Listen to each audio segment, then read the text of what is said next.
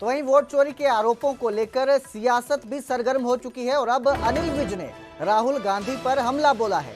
विज ने कहा कि विपक्ष ने अपना इंजन ही कमजोर चुना है, जनता ने कांग्रेस को निकाल दिया है, राहुल गांधी हार का मातम मना रहे हैं। राहुल गांधी संवैधानिक संस्थाओं को कमजोर न करें। वहीं बीजेपी प्रदेश अध्यक्ष मोहनलाल बडोली ने राहुल गांधी से सबूत मांगे हैं। उन्होंने राहुल गांधी पर बेबुनियाद बयानबाजी का आरोप लगाया है।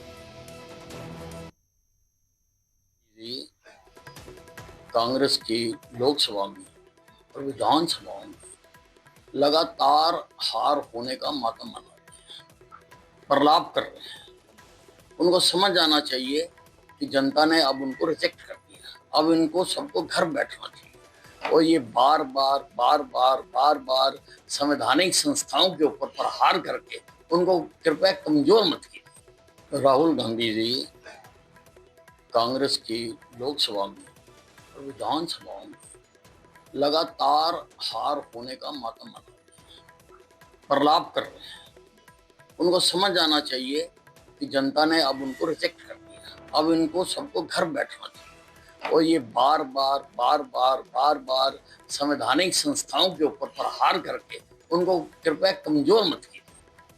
कांग्रेस के नेता जिस प्रकार का जो प्रदर्शन कर रहे हैं, जिस प्रकार की बयानबाजी कर रहे हैं, और इलेक्शन कमीशन ने, हरियाणा इलेक्शन कमीशन ने उनको नोटिस भी दिया है, जिस प्रकार से वोट चोरी का आरोप लगा है। आरोप के लगाने से पहले उसके तथ्य को ध्यान में रखना चाहिए, उन तथ्यों को भी उजागर करना चाहिए और किस प्रकार से वोट चोरी होती है वो बताना चाहिए। बेतुकी बातें, बगैर सिर पैर की बातें राहुल गांधी जी कर रहे हैं और जिस प्रकार से उनकी मंशा है कि लोगों को भ्रमित किया जाए। आज 2014 के बाद 3 चुनाव जिस प्रकार से लोकसभा के हुए और कांग्रेस को जो हार मिली है उससे बौखलाहट में इस प्रकार की बयानबाजी राहुल गांधी ने करने का काम किया। विपक्ष की भूमिका किस तरह से देखते हैं, चाहे केंद्र की बात हो जाए? विपक्ष की भूमिका गैर जिम्मेदाराना है। विपक्ष जिस प्रकार की विपक्ष की भूमिका होनी चाहिए उस प्रकार का ना उनका विचार है ना उनका व्यवहार। और अब बात करेंगे यमुनानगर की, जहां डायरिया कहर बरपा रहा है। मुबारकपुर में डायरिया से आपात स्थिति के हालात पैदा हो गए हैं। दूषित पानी से डायरिया फैलने पर हड़कंप मच गया है। अब तक 65 लोग डायरिया पॉजिटिव पाए गए हैं। डायरिया के चलते गांव में एम्बुलेंस की तैनाती की गई है। तो डायरिया से गांव में एक व्यक्ति की मौत हो गई है। यमुनानगर के मुबारकपुर गांव में डायरिया का प्रकोप फैला हुआ है। पेयजल की पाइपलाइन में लीकेज होने से घरों में दूषित पानी आया। दूषित पानी पीने से कई लोग बीमार हो गए, जबकि गांव के एक व्यक्ति की मौत भी हो गई। प्रशासन गांव पर पूरी तरह से नजर बनाए हुए है। स्वास्थ्य विभाग के मुताबिक अब तक 65 लोगों की रिपोर्ट पॉजिटिव आई है। लगातार सैंपलिंग की जा रही है। डॉक्टर ने बताया कि पेयजल गंदा होने की वजह से ये समस्या देखने को मिली है। पब्लिक हेल्थ ने लीकेज की समस्या को ठीक कर दिया है और पानी में उचित मात्रा में क्लोरीन डाला जा रहा है, जिससे अब लोगों के घरों में साफ पानी आ रहा है। लेकिन इस वजह से कई लोग बीमार हो चुके हैं। डायरिया देखने को मिला है। 65 लोग अब तक पॉजिटिव पाए गए हैं। गांव में एम्बुलेंस की तैनाती की गई है कि अगर हालात ज़्यादा बिगड़ जाते हैं तो किसी तरह की परेशानी ना हो, एम्बुलेंस की तैनाती इसलिए की गई है। वहीं अब तक एक शख्स की भी डायरिया के चलते मौत हो गई है। तो यमुनानगर के मुबारकपुर का ये सारा मामला है। मुबारकपुर का जो गांव है वहां पर डायरिया देखने को मिल रहा है। मुबारकपुर में पानी गंदा आया घरों में और उस वजह से डायरिया फैल रहा है। मुबारकपुर जो ये हेल्थ वेलनेस सेंटर मुंडाखेड़ा में पड़ता है एरिया, नज़दीक चचरौली, इसकी पॉपुलेशन 1275 की है, जिसमें कि ये 10 तारीख को पता लगा था कि यहाँ पे एक एक्यूट डायरियल डिजीज़ का आउटब्रेक हुआ है। और वहाँ पे जिस दिन हमने टीम को भेजा तो 30 केसेस वहाँ पे हमें डिटेक्ट हुए थे। और अगले दिन भी हमारी टीम द्वारा जो है वहाँ पे सर्वे किया गया, जिसमें 35 और केस मिले। तो टोटल जो इसकी संख्या आज के दिन है 65 हो गई है, जिसमें कि जो 8 मरीज़ थे जो हॉस्पिटल में, विभिन्न अस्पतालों में हॉस्पिटलाइज थे। इसका मुख्य कारण यही रहा कि वहाँ पे जो दूषित पानी की कंटेमिनेशन जो बोलते हैं कि साफ पानी के साथ मिलना है, 2 जगह वाटर लीकेज डिटेक्ट हुई थी और पब्लिक हेल्थ विभाग के द्वारा वो ठीक भी करा दी गई है। तो वहीं बहादुरगढ़ में जूनियर इंजीनियर्स ने हड़ताल कर दी। सिंचाई विभाग के जूनियर इंजीनियर्स ने ये हड़ताल की है। 2 महीने का वेतन रोकने के विरोध में हड़ताल की गई है।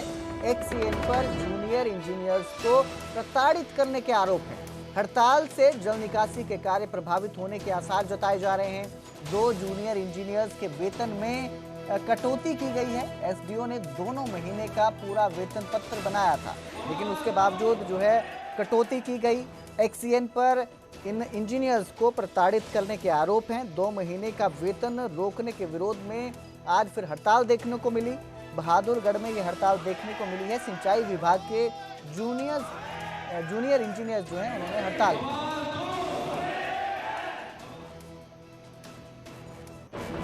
कुमार जई, मैकेनिकल इरिगेशन झज्जर, बहादुरगढ़ मेरी पोस्टिंग है। 2 महीने से लगातार मेरी सैलरी रोकी जा रही है बिना किसी कारण के।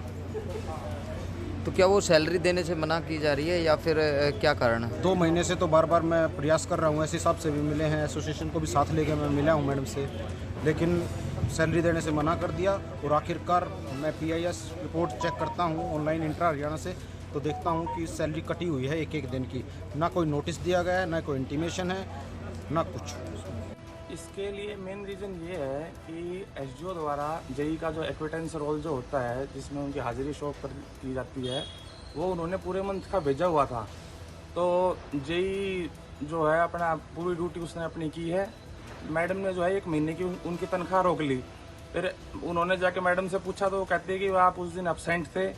फिर एसोसिएशन जाके मिलती है तो मैडम बोलती है कि कोई नहीं, मैं ड्रा कर दूंगी। फिर उसके बाद भी लेटर और उन्होंने 1 दिन की उसकी तनख्वाह काट के और फिर उसको ड्रा किया है।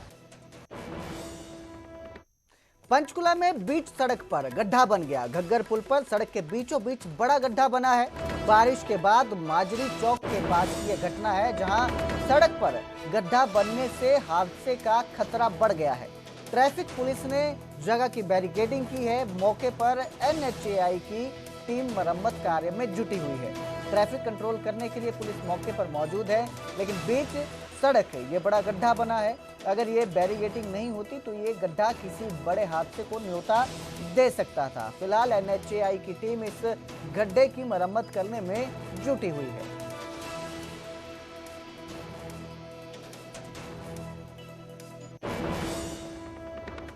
चंडीगढ़ PGI में हड़ताल पर बैन लगाया गया है। PGI कर्मचारियों पर 6 महीने के लिए एस्मा लागू किया गया। चंडीगढ़ प्रशासन ने PGI में हड़ताल पर रोक लगाई है। हरियाणा एस्मा के तहत PGI में सख्त कार्रवाई की जाएगी। PGI में 6 महीने तक हड़ताल पर प्रतिबंध है।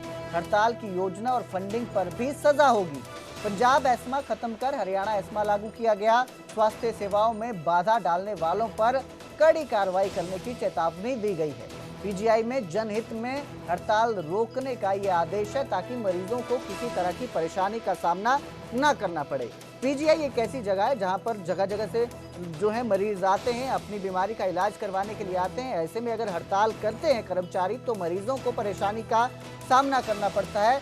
इसी तरह परेशानी का सामना ना करना पड़े मरीजों को, इसके लिए हरियाणा एस्मा जो है वो लागू किया गया है। 6 महीने तक प्रतिबंध लगाया गया है PGI में हड़ताल करने पर।